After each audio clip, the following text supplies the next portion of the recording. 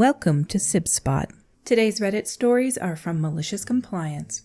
Story 1 is by Jones Rowe.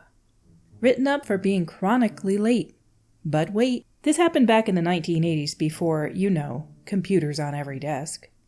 My employer was a small company, only about 10 or so employees.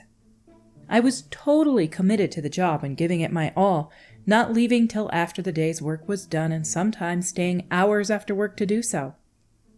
I had been there more than 5 years at the time and was a key employee by then, the one people went to for help with complicated tasks. I did a prodigious amount of work and always had stellar performance reviews, yada yada. Occasionally, traffic or whatever would make me a few minutes late for work. I didn't worry about it. We didn't use timesheets or a time clock and everyone was salaried, erroneously, but that's a different story. Then, one of the owner's favorites was promoted to VP and put in charge of HR. Before this, we were equals in the company. One of the first things she did was give me a written reprimand for insubordination for being late one too many times. Eyes wide open now, I took the hit and began my campaign of malicious compliance. From that date forward, I entered the office 1 minute early, got to my desk and was seen to be busy. Waited for 30 minutes to go pour myself some coffee. I stopped work and left the building every day at exactly the end of business hours, leaving unfinished work on my desk. I received a joyous commendation from the VP for correcting my attitude. Left there within a few weeks and they had to hire 3 people to do my job. Edit to add, the only way to get raises in that industry was to change jobs periodically. I proceeded to job hop every 2 years after that and upped my income by over 500%. By leveraging my successes in each job and my varied experience. It was all worth it, and then some. I cannot count the number of times there's been stories about people who stayed hours and hours after work to do their job, and they got in trouble for being like 2 or 3 minutes late to work. That happens all too often, and if these people actually paid attention, they'd see that they're doing them a favor. Down in the comments by CF Gregory, "Yep, I am in IT. If you are strict about my clocking in and out at set hours, all server updates happen during those hours. Not my problem if updates cause another department to not be able to work. Server goes down at 6:12 p.m. on a Friday? Okay, see you Monday at 8:30 a.m. If you are flexible, I will make sure updates happen during off hours and answer my phone outside of business hours." IT guys always have the best malicious compliance. They are in a much higher position of power than they even give themselves credit for. Everything hinges upon the IT guy being kept happy. Our next story is by Historical Emu 4225. Stop being nice and helpful. Do your job as directed. Work as an EHS person for a manufacturing and repair company.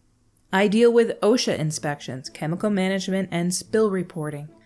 I do a lot of walk around and fix a lot of issues. Floor signs, door signs, blocked panels, trash, and other safety issues. I put in service requests for them to be fixed. Due to being sick, I got behind on my tasks. Not by much, but enough I had to slow down to get them done, work a little overtime. Had a doctor's note for breathing issues, and that I won't be 100% for a while. Well, I had my review for my position. Quote, being too nice, helping outside my position, not finishing jobs as directed, end quote. I needed to, quote, do my job as directed, end quote. My raise and bonus was not given this year for that. Okay, so I requested a job description and tasks. When I had them in an email, I said I would only be doing them because of my contract, and that's it. Confirmation email 10 minutes later for it. 3 months down the line, we have our big audit. My side of EHS of the department was giving a 95 of 100. Very good score. I was docked 5 on the issue with chemical management. We had 3 drums get misplaced about a month ago. This is a huge facility, 4 different buildings at 400 to 500,000 square feet.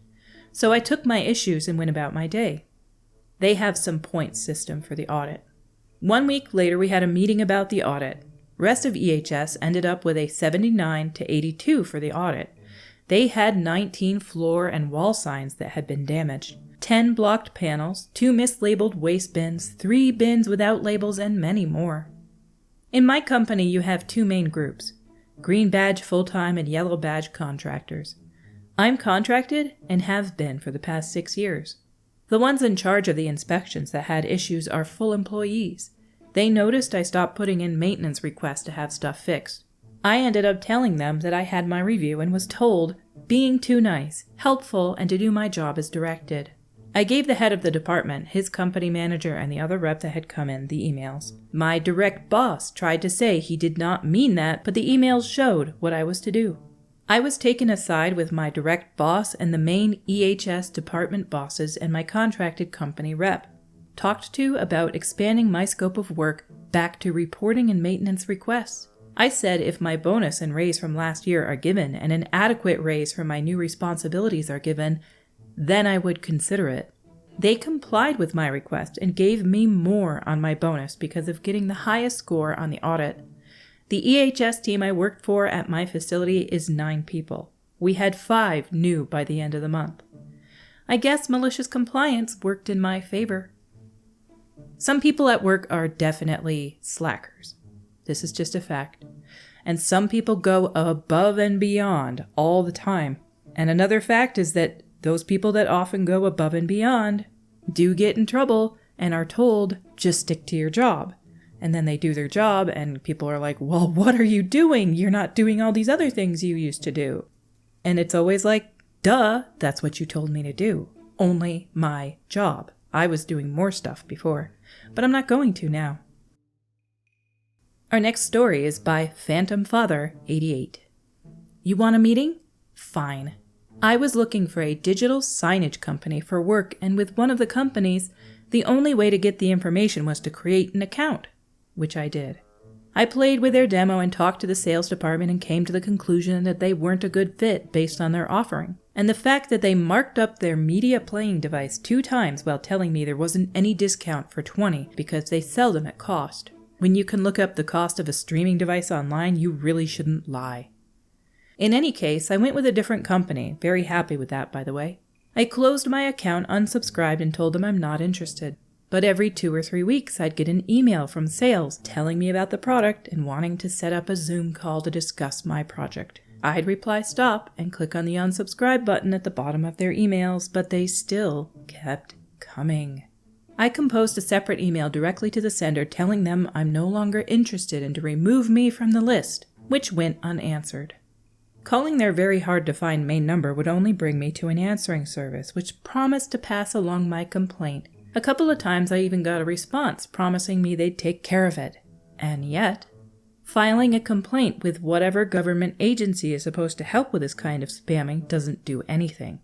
After spending 20 minutes filling out their forms, it basically reads to, no direct action will happen because of this complaint, but if we receive a substantial amount, we might look into it.